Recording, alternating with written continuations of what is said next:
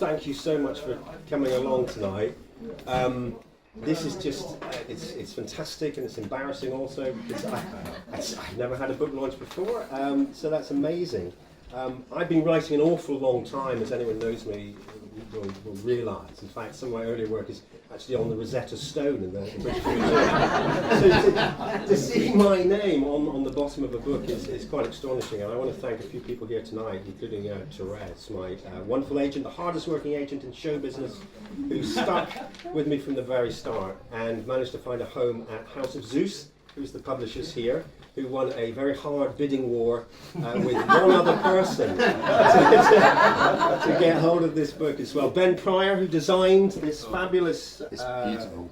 It is beautiful. It is all there. The whole plot is involved in that, including on the cake some dinosaurs, which sort of cropped up, and we're going to run with that theme for the next two as well. And I want to thank Ellie as well, who is the best editor and writer in person. I never met, I couldn't have done it without her. And I think it's every partner's dream to hear their partner say, I'm going to take 1.5 years off to write some novels. She's been so supportive, and I can't tell you the number of times I've heard her outside the office telling the kids, be quiet, Dad is writing. And I wasn't, I was on TikTok. I'm watching Johnny Depp and Amber Heard fight it out. So thank you for sticking with that. So here we go. So what we're going to do is we're going to have a reading from, because I'm very lucky to have two fantastic actor friends who I immediately thought of to do a reading here. Fortunately, they can't make it tonight. We have a very short notice. Steve Gray is going to do the first reading. Now, some people will know the plot. So I need to see this up slightly for people who don't. Astrid Swift, who's rather kind of high maintenance, a little bit flighty, materialistic, an art conservator from the National Gallery in London, has moved to Dorset, where she thinks, after their failed marriage to the dreadful Simon, Boo, yes, that she has inherited a huge sort of riverside house. And this is going to be the bit where she begins to search out for her new property. Thank you, Steve. So I stand on here? Yes, well, One leg. Right. Can you hear me at the back? Yeah. Marvellous. Okay. Eventually the lane was barred by another gate. There was a thin bridleway on the other side and a signpost that said, Hanbury, half a mile. She checked her phone. There was still no signal. A small cloud of midges had been following her since she left the car. She wafted them away and headed back to the boatyard. The man was still working on the boat. He was wearing a pair of trousers with pockets on the outside and a navy blue jumper with holes at each elbow. Excuse me. He didn't look up, even though she was just behind him. She clapped her hands together. Excuse me. He switched off the sander, which juddered to a halt. He was about 40, with brown hair that was slightly wavy and bleached by the sun at the ends. His face was tanned with a 5-day stubble that had collected some sawdust at his chin. A thin silver chain hung over the neckline of his jumper. She grimaced. A chain on the outside of a jumper. How tacky. He grinned back at her, the corner of his mouth catching up with a smear of grease on his cheek. Then he looked her up and down and laughed so hard he started coughing. Astrid couldn't remember the last time a complete stranger had openly laughed at her. Maybe never. What's so funny? Yeah, sorry. He snapped out of it. Then he pointed at her shoes and burst into laughter again. Oh God, the shoes!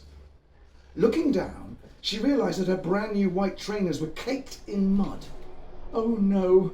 She scraped her shoe against a tuft of long grass, but it only smeared the mud higher up the side. Astrid felt the blood rush to her cheeks. Right, so, she sputtered, Curlew's Rest. Do you know it? Yeah. Well, do you want to tell me where it is then? Are you the new owner? We can't have any old person snooping around. Astrid brought out the keys on the cork ball and jangled them in front of him. Happy now? Okay. He took off his work gloves and set them down on the edge of the boat. His hands were large and rough. The thumbnail on his right hand was purple at the tip. It's right at the end of the lane. No, it's not. He smacked his lips. Yes it is, love. Love? What? The midges were back. She swiped at the air in front of her. 4 miles per hour. Sorry. If you walk more than 4 miles an hour, then the midges can't catch up with you. Or stand still and see if they get bored with you. How fascinating. Thank you. Now, let me repeat myself. Curlew's Rest is not at the end of the lane. You must have missed it. Missed it? The midges shimmered off towards the field. Interesting. Anyway, I didn't miss it because I'm not an idiot. Also, it's hard to miss a house. You're a quiet observer, aren't you? I am, actually. In fact, not that it's any of your business, but I'm an art conservator, so I have a good eye for detail. Amazing, he drawled. Well, go on then. He stood upright, hands on hip, as if he was in a police lineup. What would you say about me? All right, if you insist. She drew in a long breath. You're clearly not doing well for yourself. You're probably the least intelligent of the Archer's sons, the one who didn't have the brains to move away. He puffed out his chest and grinned. Anything else? Yes. You drink at work to forget you're stuck in this backwater junkyard. That's why you hit your thumb with the hammer. You're wrong. Oh, am I? Yeah, it was a spanner. He laughed. Right, it's my turn. Well, I suppose that's only fair. Astrid squared up to him. You're one of those people who think they're so important they don't have to work on their personality, which sucks, by the way. You're so uptight you can win a contest crushing walnuts with your butt cheeks. Even the midges can't stand to be near you. He pointed at her shoes. And you've never spent any time in the country. I mean, have you not heard of wellies? That's it? No. You're rude. Damn rude.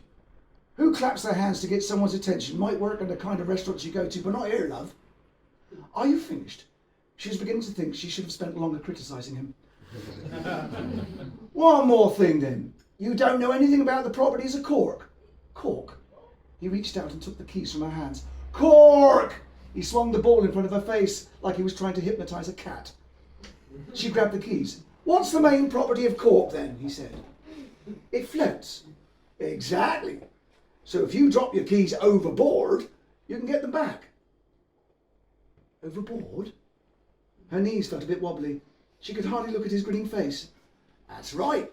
Curlew's Rest is a boat.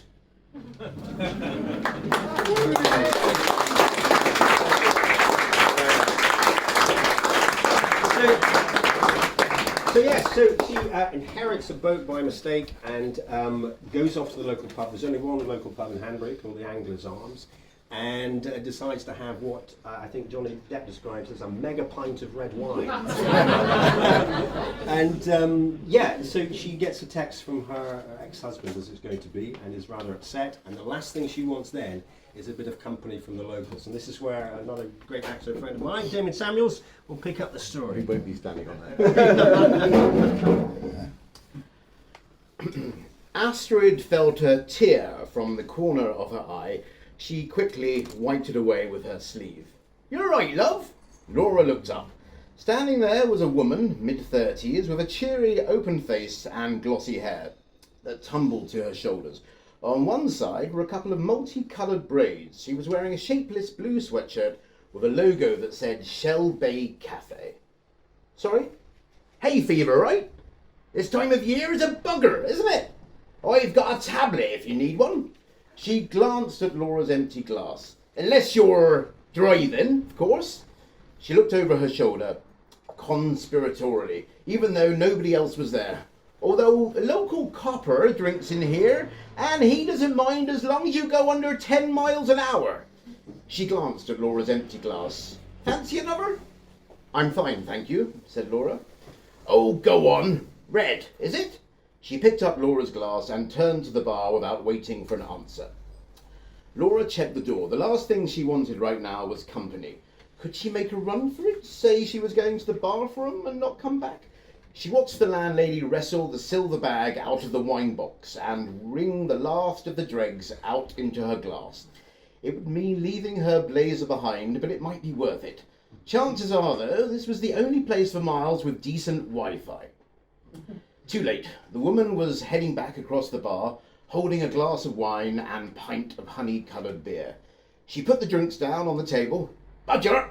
She squeezed into the pew next to her, trapping the blazer before Laura had time to rescue it. Cheers, my dears! She clinked Laura's glass, then held out her hand. Name's Kath. Laura took her hand. Laura Kisner. Yeah, I know. You're Henry Ives' niece. You moved into his old houseboat. News travels fast. Sure does. Kath took a gulp of her pint and wiped a streak of foam off the top of her lip with the back of her sleeve. Sorry for your loss, by the way. Thank you. Although I really only knew him as a child. I really didn't know him either. Saw him out walking now and then, but he kept himself to himself. She drained her pint. Anyhow, what do you think of Hanbury?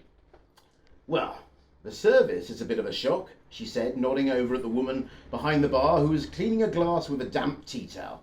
Dolly? Oh, she's a sweetheart, really. You just have to be a regular for a few years before she likes you. To be honest, I wasn't planning to stay that long. I'm just going to arrange the sale and head back to London. My husband is there now. Right, drawled Kath. Husband? Laura straightened up. What's that supposed to mean? Well, there's a mark on your finger where there used to be a wedding ring. Kath tapped the side of her nose. I don't miss much. No, it's at the jeweller's. The stone needed resetting. Course. Kath leant forward and rummaged a crisp out of Laura's packet on the table. Laura stared at the blazer on the back of the pew. It was rumpled and flattened at the collar. Was there time to grab it, just sprint across the room to the door? Kath leant back on the coat again, or just sacrifice it? In my experience, said Kath, there's no point going back to a relationship once it's gone wrong. It's like when you take sour milk out of the fridge. Milk? Yeah, when the milk's gone off, you put it back in the fridge for some reason, and then it tastes even worse the next time you try it. You've actually done that many times. Right, well, it's an interesting analogy, but I say I'm happily married. There was no way she was going to open up to the village gossip. I know, none of my business anyway. A shadow filled the frosted glass panel of the door. It swung open, and a broad man in a tatty tweed coat entered with a small white dog on a lead. Two ruddy cheeks perched above a white moustache that swept down to a large beard. He moved in a rocking motion as much sideways as forwards. It was as if two invisible removal men were shifting a wardrobe. He wandered over, his bald head almost touching the beams. Kath clapped her hands. Here he is, homeless Santa! He roared with laughter. There she is, seaweed! He unclipped the little dog, which snuffled around the stone floor. Laura looked to Kath. Seaweed? Kath shook her head. It's nothing.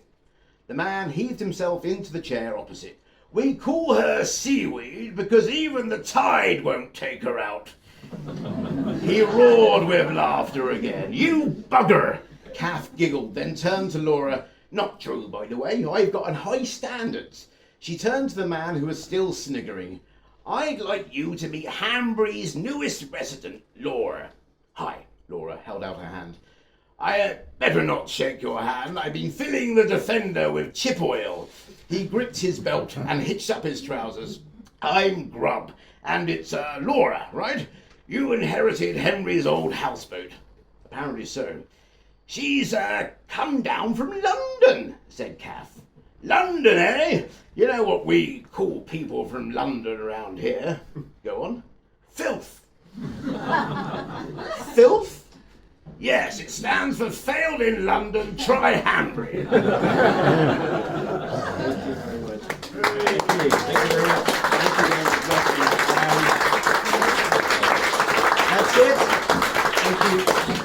Right, that's the readings, I think, from an earlier edition where Astrid was called Laura. That's, well, you get the idea. Well, I win the book of prize. But listen, I know some of you already got it out on Kindle. Thank you very much. 87p Kerching, as we would say.